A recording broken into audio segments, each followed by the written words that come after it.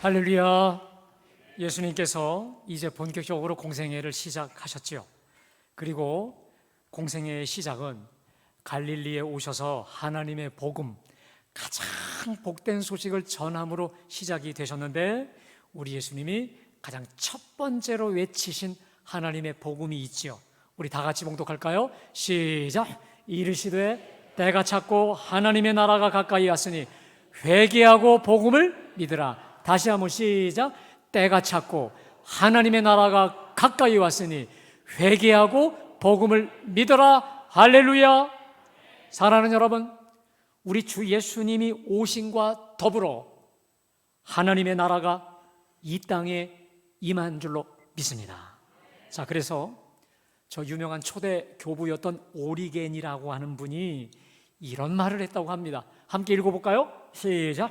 예수님 자신이 몸소 걸어 다니시는 하나님 나라가 되셨다. 예수님 자신이 몸소 걸어 다니는 하나님 나라가 되셨다. 왜? 예수님과 더불어 하나님 나라가 가까이 왔다 선포하셨으니까요. 그렇습니다. 예수님 자신이 몸소 친히 하나님 나라이신 줄로 믿습니다. 그래서 여러분, 예수님을 모신 곳이 천국입니다. 소리가 좀 작네요. 예수님과 동행하는 곳이 하나님 나라입니다. 여러분, 그래서 다른 게 좀 부족해도 예수님과 함께 하면 그 어디나 하늘 나라입니다. 그런데 모든 게 풍족하여도 몸소 하나님 나라로 오신 예수가 사라지는 순간 지옥입니다. 그리고 고통인 것이죠. 왜냐? 예수님이 몸소 하나님 나라 되시기 때문인 줄로 믿습니다. 자, 그런데요, 거기 하나님 나라가 가까이 왔다. 여러분, 가까이 왔다는 말이 뭐예요? 자, 이 구절을 두고 신학자들은 지금도 논쟁을 많이 합니다. 여러분, 제가 여러분께 여쭤볼게요. 하나님 나라가 가까이 왔다는 이 말이 하나님 나라가 왔다는 거예요? 아직 오지 않았다는 거예요? 네, 거의 안 왔다, 거의 왔다. 아직. 네, 분분하세요. 자, 이것은 이런 겁니다. 가까이 왔다라는 말은 여러분 어떻다는 거예요? 오기는 왔다는 거예요. 그런데 완성은 아직 되지 않았다. 그러니까 하나님 나라의 본질적 씨앗이 예수님의 오심과 더불어 땅에 떨어졌지만 아직 완성은 되지 않았다. 그러면 그 하나님 나라의 완성이 언제 이루어질까요? 우리 예수님께서 구름 타시고 천사장의 나팔 소리와 함께 이 땅에 다시 재림하시는 그날 하나님 나라가 완성되는 줄로 믿습니다. 여러분, 이것을 예수님이 기가 막힌 비유로 이렇게 말씀하시죠. 마태복음 13장 31절부터 함께 읽어볼까요? 시작. 또 비유를 들어 이르시되 천국은 마치 사람이 자기 밭에 심은 겨자씨 하나 같으니 이는 모든 씨보다 작은 것이로되 자란 후에는 풀보다 커서 나무가 되매 공중의 새들이 와서 그 가지에 깃들이느니라. 됐습니다. 여러분, 하나님의 나라는 우리 예수님의 오심과 더불어 가까이 왔어요. 마치 겨자씨 한 알이 땅에 떨어졌습니다. 그러면 이 씨는 모든 씨보다 작습니다. 하지만 일단 땅에 심겨지면 싹이 나고 또 꽃이 피고 열매가 피고 나중에는 울창한 나무가 되어서 공중의 새들이 와서 막 귀를 기울이게 되는 것이죠. 그림을 좀 띄워주실까요? 여러분, 옛날에 저거 기억나세요? 제가 하나님 나라 비유 설명할 때, 자, 보세요. 자, 지금 저 사람이 손에 잡고 있는 게 저게 뭐죠? 겨자씨입니다. 근데 그 뒤는 뭐예요? 겨자씨로 인해 이루어질 울창한 숲입니다. 여러분, 제가요 저 그림을 되게 좋아해요. 저 사진을요. 우리 예수님은 분명코 겨자씨 하나를 보시면서 울창한 숲을 보신 줄로 믿습니다. 겨자씨 하나를 손에 들고 아주 아름다운 새 소리를 들으셨단 말이에요. 그래서 이런 말이 있습니다. 겨자씨 한 알 속에 숲의 약속이 있다라는 것이죠. 여러분, 그럼 제가 여러분께 물어볼까요? 그렇다면 주님은 어떻게 저 작은 씨 하나를 보시고 저 울창한 숲을 꿈꿀 수 있었을까? 왜 그랬을까요? 여러분, 저 겨자씨 하늘 속에 뭐가 있기 때문에? 생명이기 때문에 그런 거예요. 저 하늘 속에 생명이 꽉 차게 들어있기 때문에 그런 거예요. 여러분, 살아있는 생명은 반드시 심겨져서 또 다른 생명을 낳게 되는 줄로 믿습니다. 사랑하는 여러분, 내려주세요. 그래서요, 여러분들 속에 예수님이 들어오시죠. 그러면 쓰러져도 다시 일어납니다. 죽어도 다시 살아요. 왜냐? 따라합시다. 나는 부활이요 생명이니. 예수님 안에 생명이 있기 때문에 그래요. 아멘. 예수님 안에 생명이 있어요. 아니요, 예수님이 생명인 줄로 믿습니다. 그러니까요, 지금 하나님 나라는 예수님과 더불어 이 땅에 마치 겨자씨 하늘처럼 이 땅에 뿌려졌어요. 심겨졌어요. 그러다가 그날에 우리 예수님께서 천사장의 나팔소리와 함께 이 땅에 오실 때에 하나님 나라는 울창한 숲으로 완성되어져 있을 줄로 믿습니다. 그런 의미에서 여러분, 하나님 나라는요, 이런 겁니다. 이미 이 땅에 임했지만 아직 완성되지 않았습니다. 이거 갖다가 따라 하실까요? 이미와 아직, 이렇게 표현합니다. 이미 이 땅에 왔어요. 근데 아직은 완성되지 않았다는 겁니다. 자, 그런 의미에서 저와 여러분은요, 이 이미와 아직 사이에 끼어 있는 자입니다. 자, 한번 띄워줘 보세요. 이미 임한 하나님 나라, 그리고 아직 완성되지 않은 하나님 나라 사이에 우리가 껴 있다라는 거예요. 여러분, 저 그림을 저걸 가만히 보세요. 저걸 저 그림으로 그렸으면 좋았을 텐데, 나는 이미 임한 하나님 나라 안에 있고, 그러나 아직 완성되지 않은 하나님 나라 그 사이에 있습니다. 여러분, 이게 뭘 뜻할까요? 몸소 하나님 나라로 오신 예수님과 더불어 예수님의 임재와 함께 하나님 나라가 이 땅에 어디서 속히 오도록 하나님 나라 확장을 위해 살아가는 사람이라는 것이죠. 또 하나,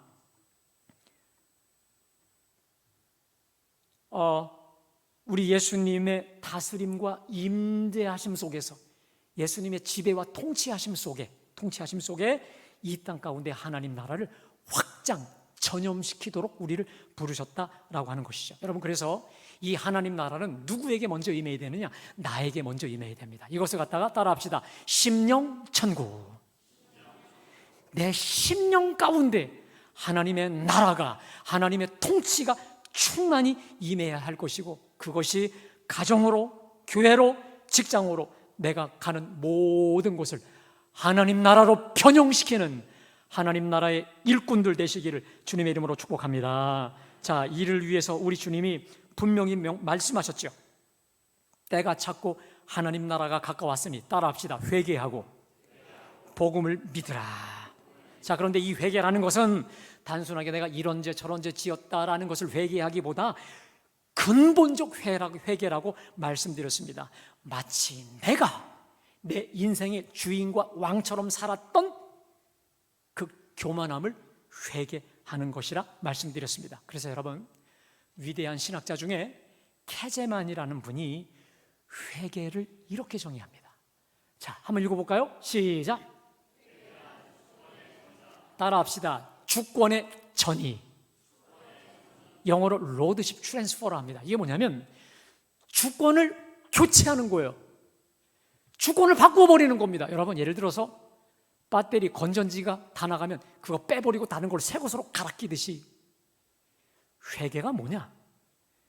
주권, 왕권을 완전히 교체하는 거예요. 그 이전에는 마귀가 내 왕이었어. 그 이전엔 내가 왕이었어.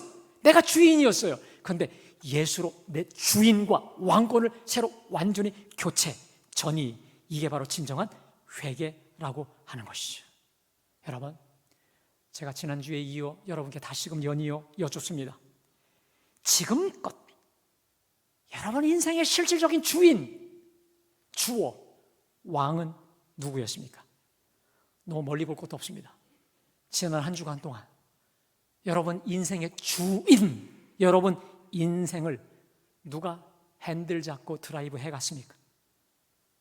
거의 자기 소견에 옳은 대로 판단, 결정해오지 않으셨습니까? 근데 여러분, 성경은 자기 소견에 옳은 대로 살아가는 것을 죄라고 규정합니다. 자기 소견에 옳은 대로 사는 게 죄라는 것입니다. 여러분, 조금 오해가 있을 것 같은데 자기 소견에 옳은 거라는 건 이런 겁니다. 내가 크고 작은 것을 판단하고 계획하고 결정할 때 주님께 여쭙지 않는 거예요. 기도하지 않는 거야. 다 내 생각대로만 하는 것일수록 거의 자기 소견으로 흘러갈 때가 많습니다. 그러면 어떤 일이 벌어지냐? 여러분, 성경 사사기에 보면 사사시대를 이렇게 말합니다. 자기 소견에 옳은 대로 행했다라고 말하고 있습니다.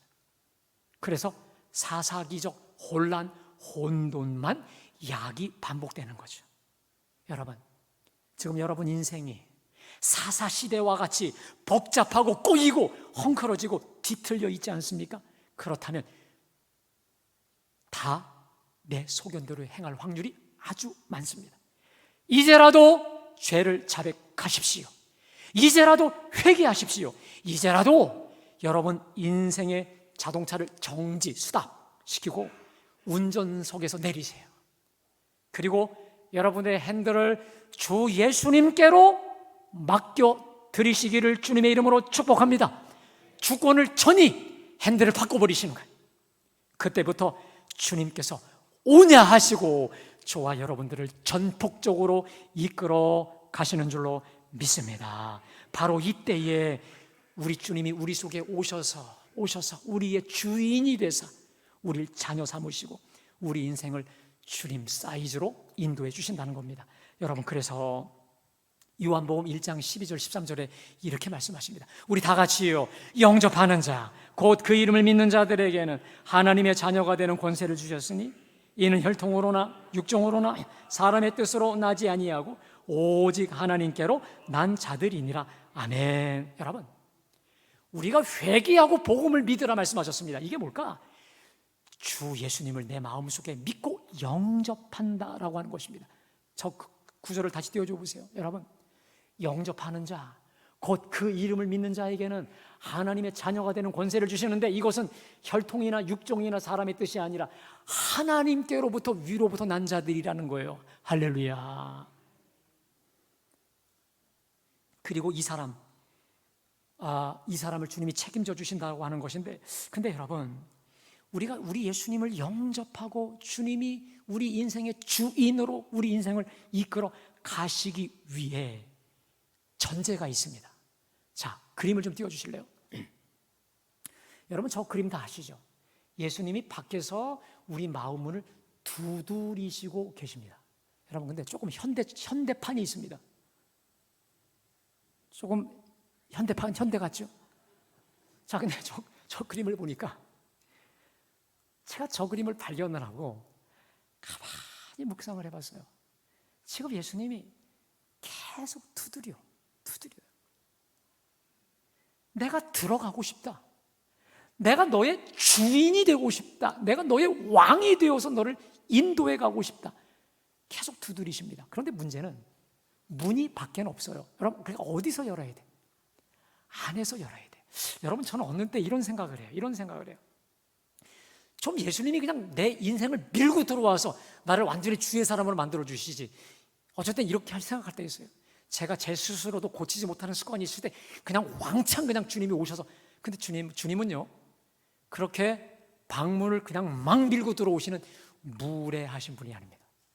주님은 철저히 인격적이신 분이시기 때문에 내가 안에서 열지 않으면 절대로 들어가시지 않고 저렇게 문만 두드리셔요. 자, 그래서 계시록 3장 23절에 이렇게 말씀하십니다. 다 같이요, 벌지어다. 내가 문 밖에 서서 두드리노니 누구든지 내 음성을 듣고 문을 열면 내가 그에게로 들어가 그와 더불어 먹고 그는 나로 더불어 먹으리라. 할렐루야. 여러분, 제가 저 말씀을 다시 묵상하면서 우리 주님의 이 마음이 오는 거예요. 들어보세요. 내가 너의 주인이 되고 싶다. 내가 너의 왕이 되고 싶다. 그리하여 내 인생을 내가 본래 창조된 신묘막측하고 기가 막힌 가장 창조적이고 가장 황홀한 그 아름다운 멋진 본래 모습으로 만들어 주고 싶다라고 하시면서 주님은 계속해서 우리 마음을 두드리고 계신다는 거예요. 그래서 제가 말씀드리죠. 누가 열어야 된다고? 누가? 내가 회개하고 복음을 믿고 문을 열어야 된다는 것입니다. 주님은 나의 인격적 동의 없이 함부로 절대 밀고 들어오시지 않습니다. 제가 여러분들께 거듭 말씀드립니다. 이게 인생인가? 이게 사람 사는 건가? 내 인생이 이거 아닌 것 같은데, 이러면서 진정한 행복의 파랑새를 찾고 계시는 분 혹시 계십니까? 제가 분명히 말씀드립니다. 행복의 파랑새는 그 어디도 있지 않습니다. 물론 그 책에는 집 안에 네 마음이 있다고 하지만 거기도 없어요. 있다면 오직 단 하나, 우리 주, 우리 왕 대신 예수님 안에서만 존재하는 줄로 믿습니다. 사랑하는 여러분, 저는 앞으로 내가 뭘 해서 살아야 되나, 어디로 가야 될까, 어떤 사람이 되어야 될까 고민이 무척 많았어요. 그러다가 저는 길을 찾다가 길을 찾은 사람이 아닙니다. 예수 만나고 길을 찾았습니다. 왠지 아십니까? 예수님이 우리 인생의 길이 되시기 때문에 그런 줄로 믿습니다. 그래서 요한복음 14장 6절에 이렇게 말씀하십니다. 우리 다 같이요, 예수께서 이르시되 내가 곧 길이요 진리요 생명이니 나로 말미암지 않고는 아버지께로 갈 자가 없느니라. 여러분, 우리 예수님이야말로 하나님 아버지 천국에 이르는 길인 줄로 믿습니다. 그뿐만이 아닙니다. 내 인생 항로의 길이라는 거예요. 내가 장차 어디로 가야 될지, 내 직업, 내 미래, 내 비전, 이것을 제대로 알려주시는 분이 바로 우리 예수님이라고 하는 것이죠. 여러분, 그래서 예수 제대로 만나면, 예수 제대로 영접할 때 여러분 길이 열려 주시는 줄로 믿습니다. 내가 어디로 가야 되지? 어디로 가야 되지? 누구 만나야 되지? 여러분, 길 찾아 아둥바둥 한다고 길이 열리지 않더라고요. 그 길은 우리 예수님이 보여주실 때 시온의 대로가 열려지게 되는 줄로 믿습니다. 여러분, 그뿐만 아닙니까? 우리가 인생을 살면서 얼마나 수고하고 무거운 짐을 가지고 삽니까? 그런데 우리 예수님을 영접하여 그분을 내 인생의 주인 삼게 되면 주님이 우리의 수고하고 무거운 짐 대신 맡아주시는 줄로 믿습니다. 왜냐하면 예수님은 또한 우리 인생의 진정한 안식의 주인, 안식의 왕이시기 때문입니다. 자, 이것을 마태복음 11장 28절에 이렇게 말씀하시죠. 우리 다 같이요, 수고하고 무거운 짐진 자들아 다 내게로 오라. 내가 너희를 쉬게 하리라. 나는 마음이 온유하고 겸손하니 나의 멍에를 메고 내게 배우라. 그리하면 너희 마음이 쉼을 얻으리라. 사랑하는 여러분, 우리 주님은 안식의 주인이신 줄로 믿습니다. 우리 주님이 내가 안식일의 주인이라 말씀하셨어요. 진정한 쉼, 진정한 자유, 안식함의 그 모든 축복이 우리 주님 안에 있다는 거예요. 여러분, 제가 저 말씀을 묵상하다가 또 주님의 이 마음이 와요. 지금 내 인생길이 수고하고 무거운 짐으로 가득 차 있지 않니? 그래서 하루하루 허덕허덕하며 버티고 있지 않니? 그래, 내가 다 알아. 내가 얼마나 인생길 가운데 지쳐 버거워하고 있는지 안다. 근데 얘야, 내가 진정한 안식의 주란다. 내가 진정한 쉼의 주인이란다. 어서 오너라. 어서 오너라. 우리 주님은 저와 여러분을 이렇게 초청하고 계시는 줄로 믿습니다. 사랑하는 여러분, 여러분의 인생이 정말 달라지기 원하십니까? 소리가 작네요. 여러분의 인생이 이제라도 변화되시기를 원하십니까? 진정한 안식과 자유함을 누리는 복된 인생 살아가기 원하십니까? 그렇다면 주 예수님을 영접하시기 바랍니다. 주 예수님으로 온전한 주 왕으로 고정하고 사시기를 주님의 이름으로 축복합니다. 그래서 이 시간 정말 우리가 진심으로 우리 예수님을 영접하여 그분을 내 인생의 주로 모시는 시간을 갖기 원하는데, 혹시 이런 방법으로 예수님을 영접하신 분들은 다시 한번 재확인, 주님과 나와의 관계를 재확인하는 시간이 되었으면 좋겠고, 처음 하시는 분들은 간절한 마음으로 따라 하실 때 주님이 오실 줄로 믿습니다. 여러분, 눈을 감아보세요.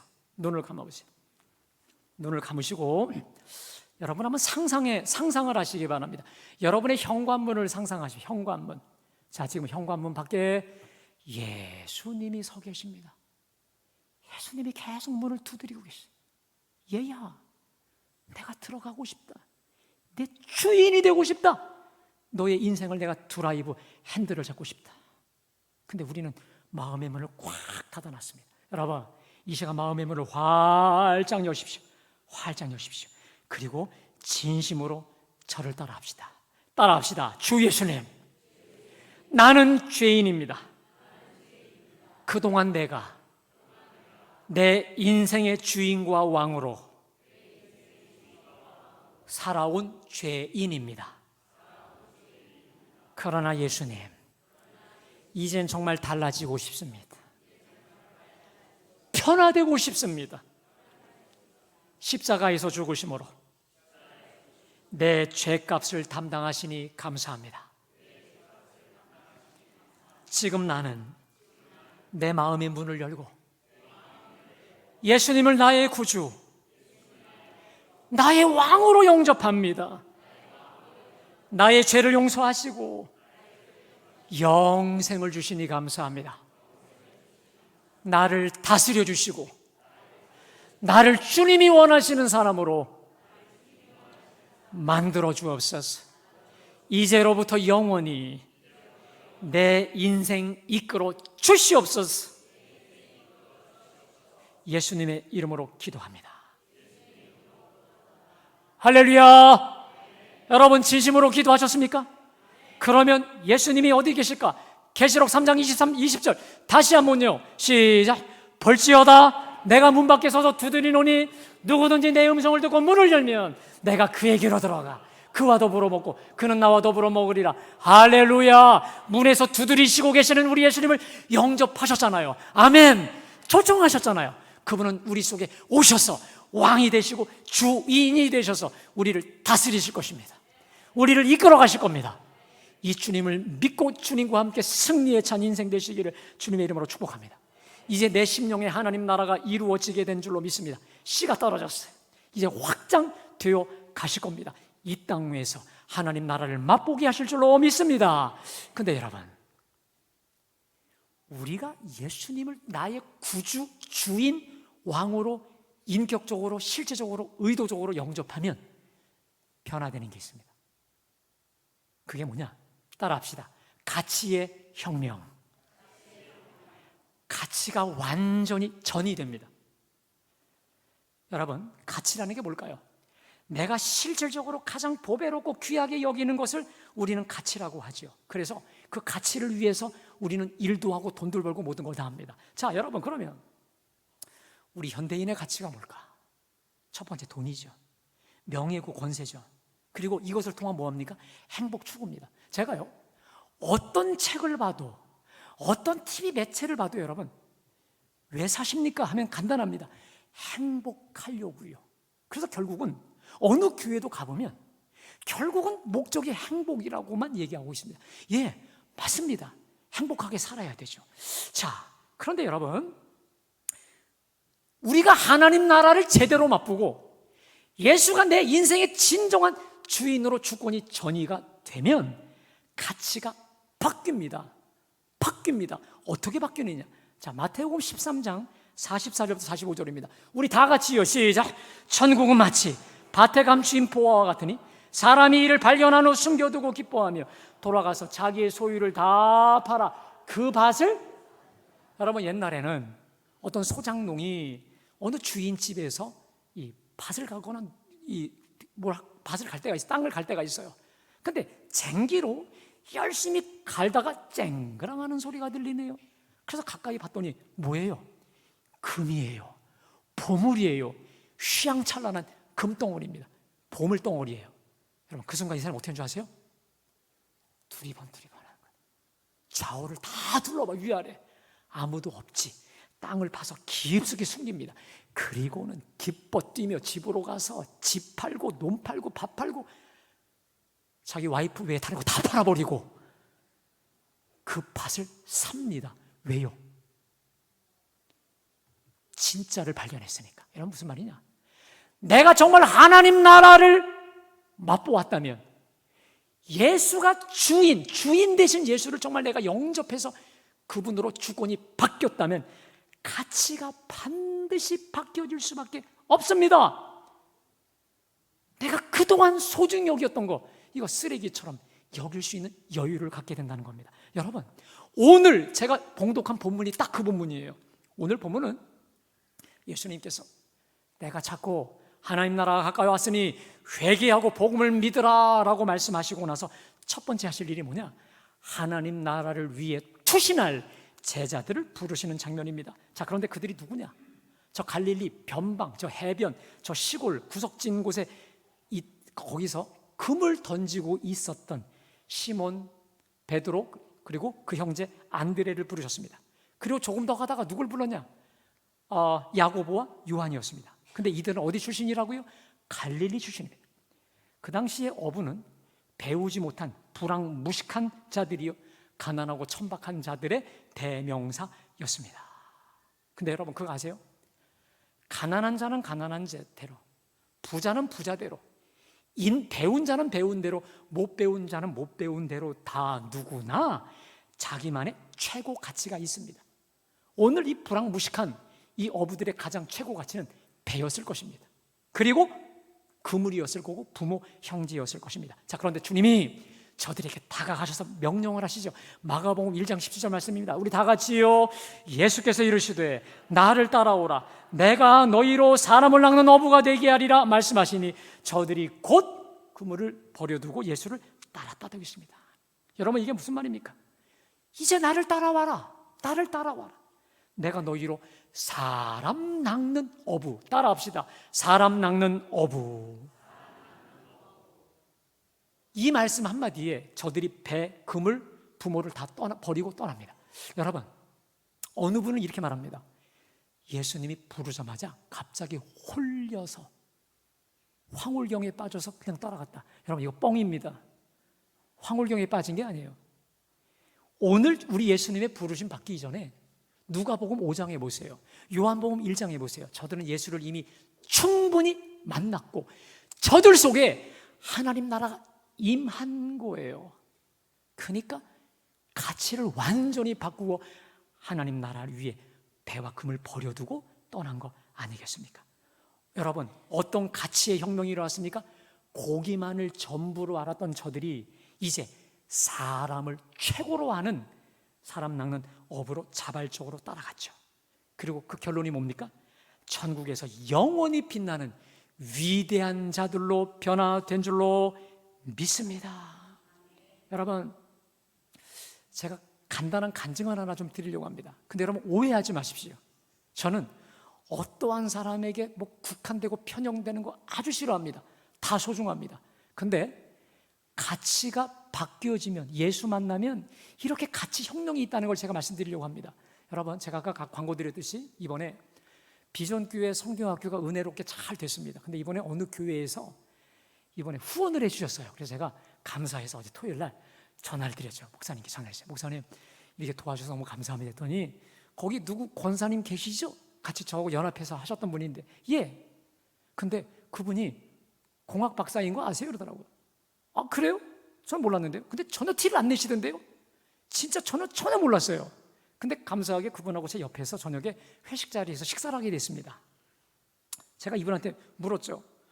권사님, 공학 박사님이시라면서 했더니, 네. 어디서요? 하셨어요? 미국에서요.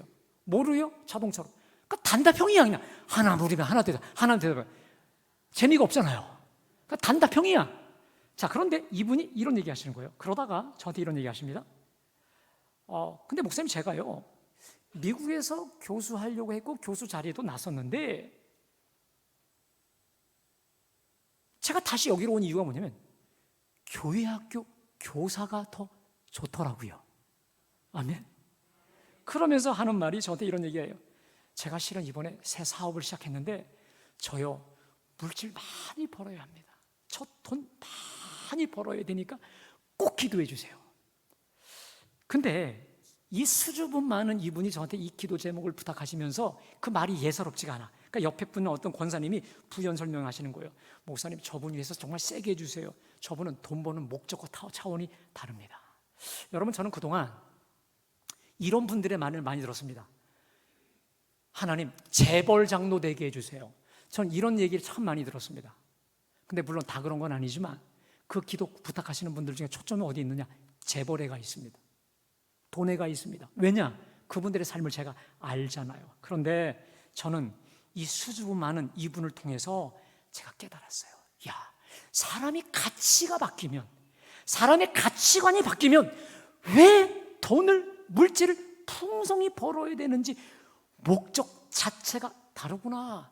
남들처럼 좀 더 편안하게, 좀 더 행복하게 떵떵거리기 위한 게 아니라 섬기는 교회 아이들, 교회와 하나님 나라와 이 연합회를 위한 물질 때문에, 그 필요 때문에 내가 많이 벌어야 되겠다라고 하는 그 말이 제 마음에 와닿는 거예요. 여러분, 제가요 똑같이 돈 많이 벌게 해주세요 했을 때 그 의향을 들으면 그걸 제가 분별할 줄 아는 능력까지는 있습니다. 여러분,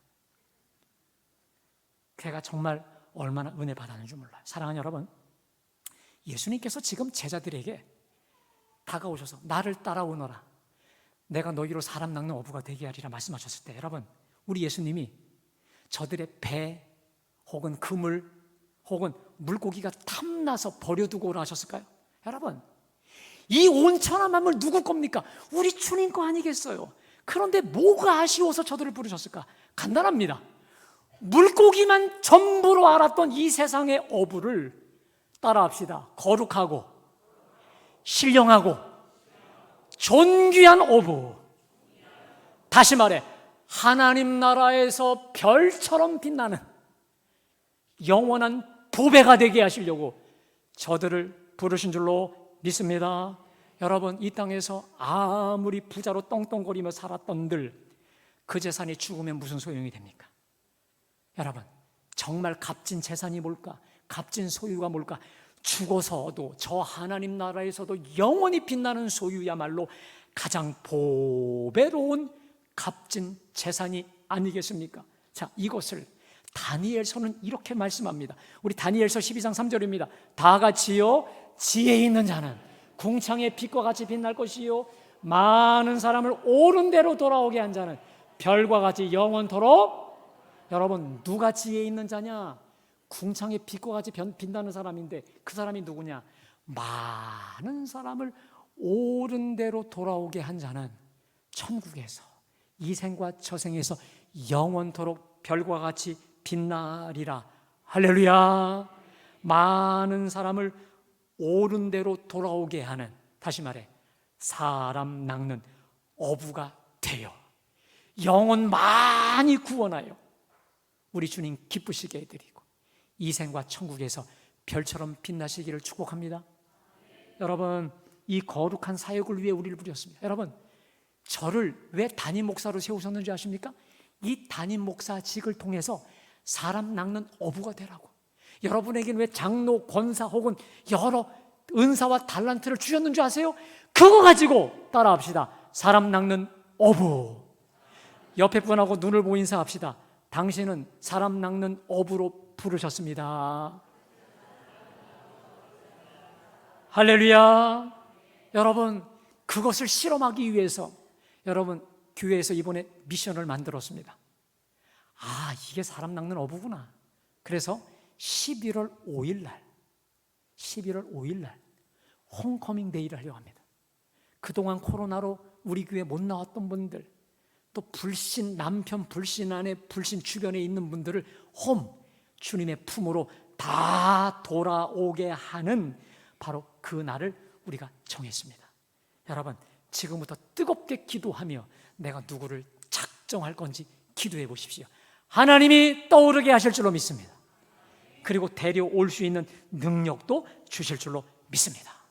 사랑하는 여러분, 우리 남은 여생 가장 그 존귀하고 보배로운 그 일, 사람 낚는 어부의 끝까지 유용하게 쓰임받는 저와 여러분 되시길 주님의 이름으로 축복합니다.